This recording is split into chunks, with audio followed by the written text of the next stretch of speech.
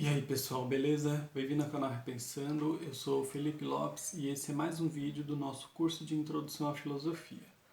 Hoje nós vamos falar de Karl Marx. Karl Marx é um filósofo, economista e pensador político do século XIX. A sua obra é muito vasta e foi discutida por muitas pessoas e inclusive muito do desenvolvimento da teoria do Marx foi acontecer por filósofos e pensadores marxistas depois dele. O Karl Marx ele ficou muito conhecido por causa da defesa do comunismo, mas como nós vamos ver na sua obra, ele falou muito pouco de comunismo. Ele se concentrava principalmente em dois temas. O primeiro é uma nova forma de entender os fenômenos sociais, políticos, econômicos e até culturais. E um outro tema é uma análise crítica do capitalismo. O Karl Marx ele teve muitas influências, ele era um grande estudioso, ele passou por diversas áreas, mas as maiores influências dele foram Hegel, os economistas, os hegelianos em especial, Feuerbach, que já estava dando um viés materialista para a dialética de Hegel, e os socialistas utópicos.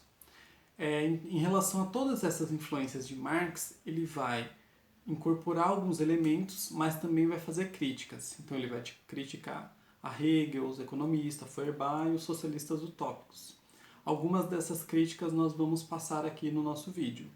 A relação de Marx com Hegel é uma relação bem interessante porque o Marx vai incorporar a ideia da dialética, do movimento dialético, como nós vimos no vídeo passado de Hegel, só que de um jeito diferente. E vai também incorporar bastante o pensamento de que a história, os acontecimentos históricos são importantes para entender o pensamento, a filosofia e a cultura. O Marx costuma defender que a filosofia de Hegel está ao contrário.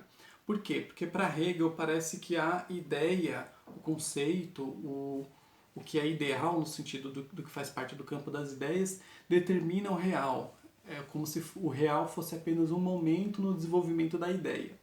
E para o Marx vai ser totalmente o contrário. As ideias são reflexos do mundo real, reflexo do mundo material, das relações de trabalho e da vida das pessoas. E uma outra crítica que o Marx faz a Hegel é que na filosofia de Hegel a gente tem uma defesa do Estado, do modo como era na época de Hegel, como sendo o modo mais desenvolvido, o modo mais absoluto de organização social. E o Marx vai ver nesse tipo de coisa uma defesa de um Estado que é injusto e de que defender o modo das coisas como estão, como sendo ideal, acaba tendo um reflexo negativo, além de ser falso. E aí, Marx vai desenvolver um novo método, que ficou conhecido como materialismo histórico, materialismo dialético, tem alguns nomes e algumas nuances. Mas basicamente é o seguinte, a gente tem um campo da vida material, que as relações de trabalho, as relações de troca, a vida concreta das pessoas, as condições materiais das pessoas, que Marx chama de estrutura. E a gente tem um outro campo, que é o campo das ideias, da cultura, da política, das leis, que é o que ele chama de superestrutura. E a filosofia está incluída aqui na superestrutura. Para o Marx, o mundo material, a estrutura, determina a superestrutura. Então é a história que determina a cultura e não a ideia que determina a história, como estava na filosofia de Hegel. E qualquer mudança que acontece na estrutura também gera mudanças na superestrutura. O que isso significa? Significa que no desenvolvimento dos modos de organização social durante a história, a gente também vai vendo a modificação do pensamento das pessoas. Então, quando a gente muda a vida, a gente muda as ideias. E isso uma das bases do pensamento de Marx. E também significa que o modo como nós entendemos o mundo, em grande parte, se deve ao modo como nós estamos organizados socialmente. E aí, nesse sentido, nesse método de Marx, as relações de trabalho vão ser fundamentais para entender o nosso mundo, a nossa constituição enquanto ser humano, inclusive. As relações de trabalho também vão ser importantes para entender as nossas ideias e até a filosofia. E aí o Marx vai fazer o quê? Ele vai ir para um estudo sobre o capitalismo e como se dá o trabalho no capitalismo. E ele vai perceber algumas coisas. A primeira coisa que ele percebe é o que a gente chama da alienação do trabalho, o trabalho alienado.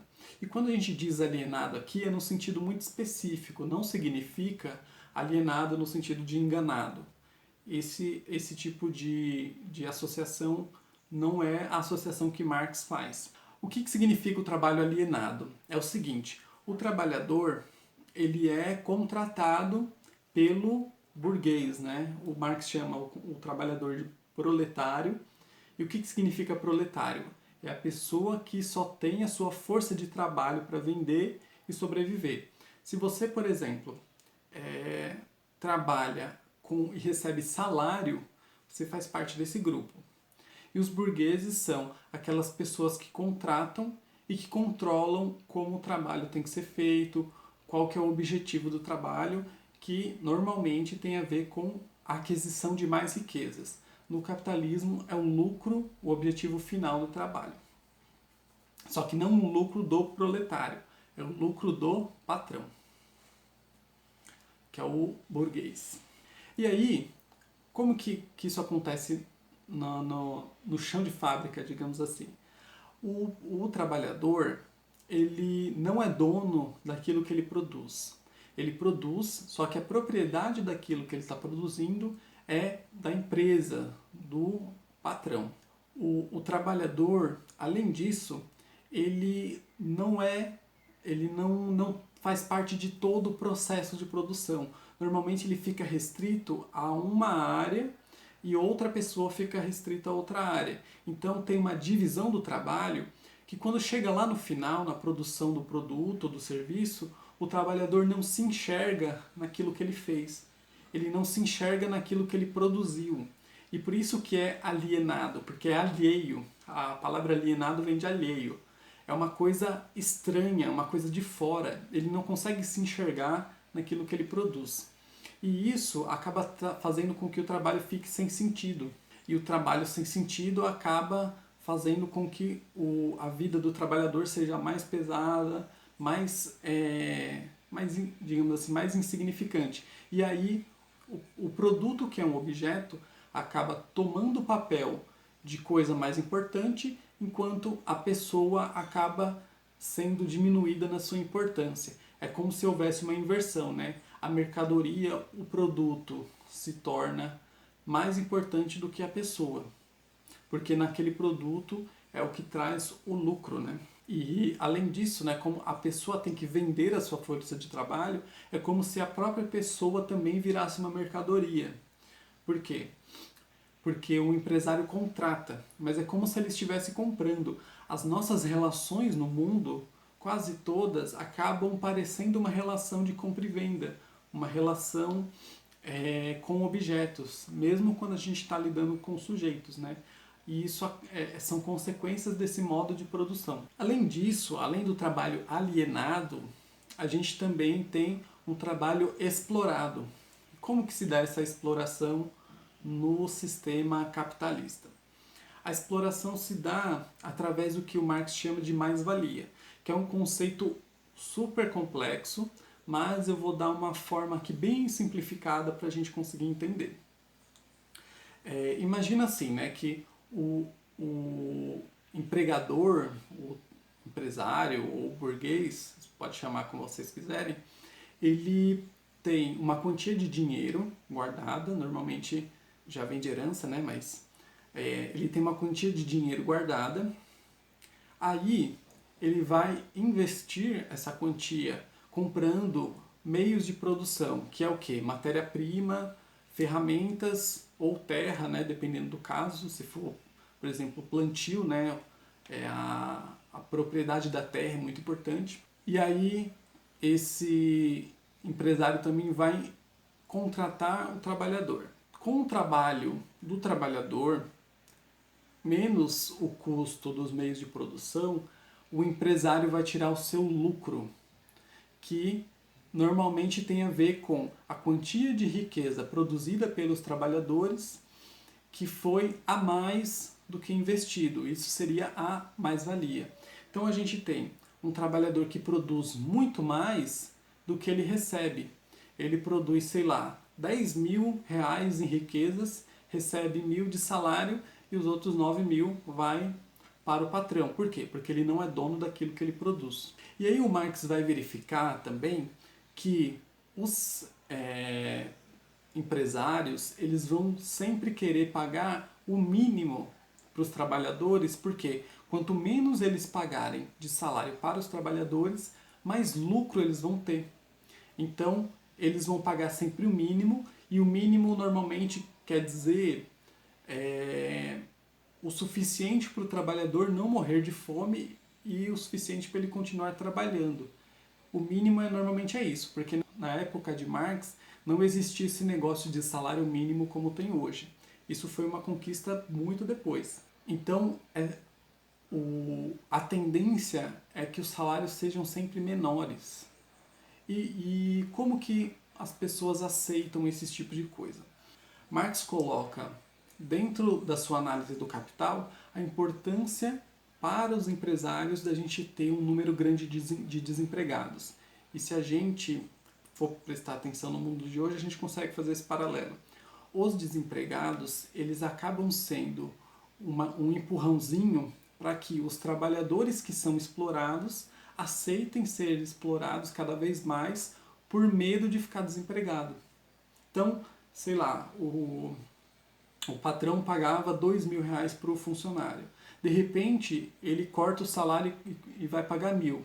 A pessoa, sabendo que ela pode ficar desempregada e não ganhar nada, ela acaba aceitando ganhar os 1.000 reais, que era metade do que ela ganhava.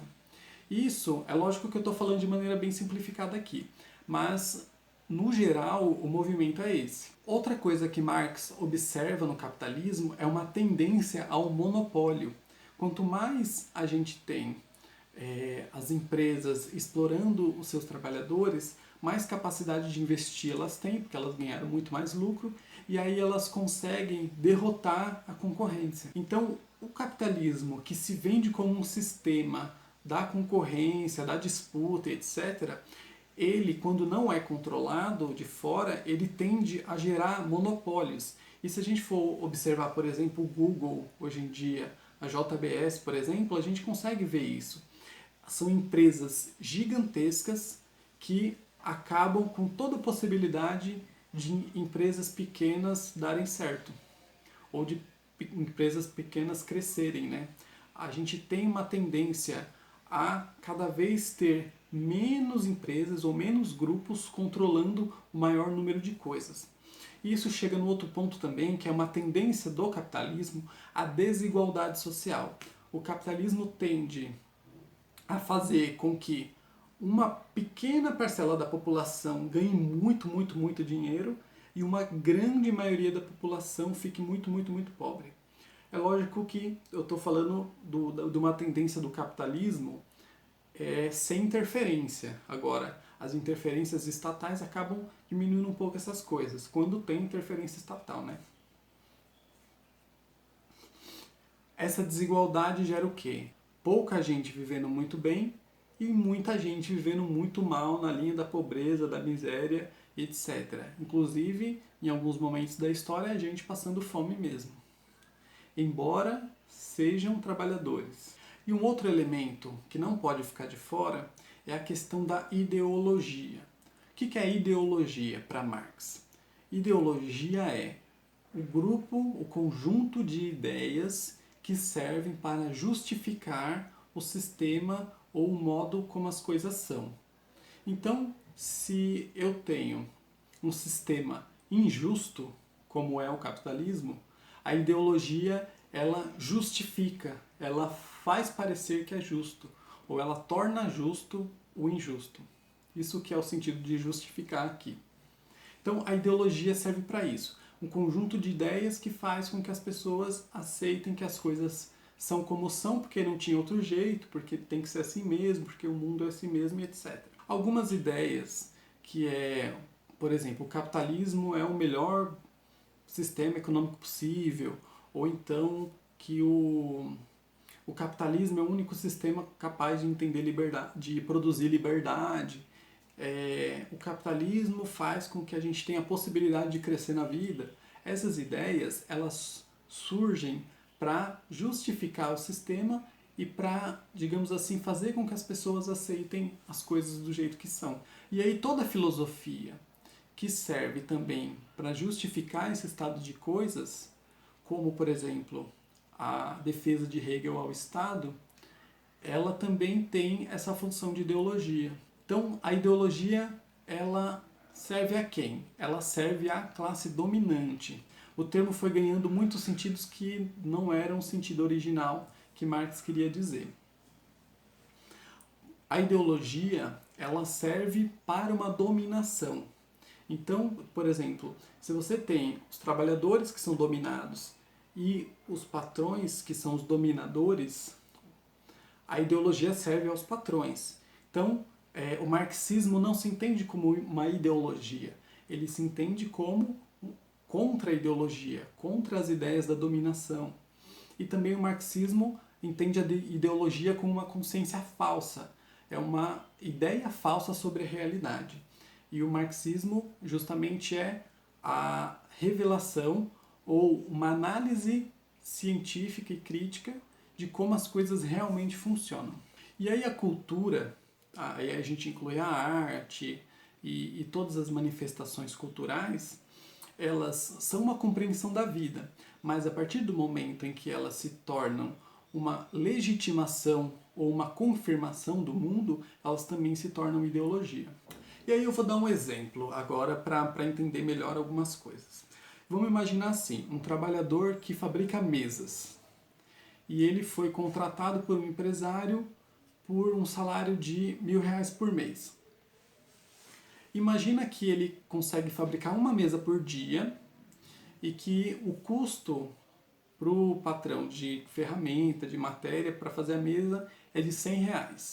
Então, R$ 100 de meios de produção, digamos assim, de maneira genérica, mais R$ 400 de riqueza produzida naquela mesa, que é o valor final que ela vai custar 500.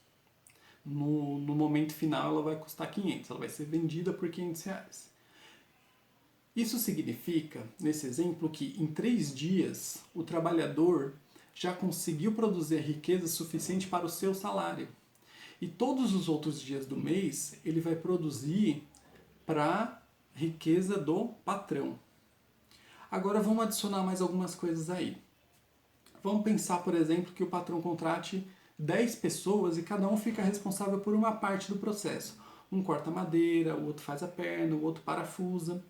E aí, no final das contas, nenhum deles vai sentir que produziu a mesa, porque ele fez só uma pequena parte do processo. Eles vão ter um trabalho onde eles não se enxergam, é um trabalho alienado. É um trabalho mecânico e um trabalho sem sentido. E aí vamos adicionar também o fato de que eles são convencidos pela cultura, pelas ideias, de que esse é o único modo de viver ou que esse é o modo mais justo de viver.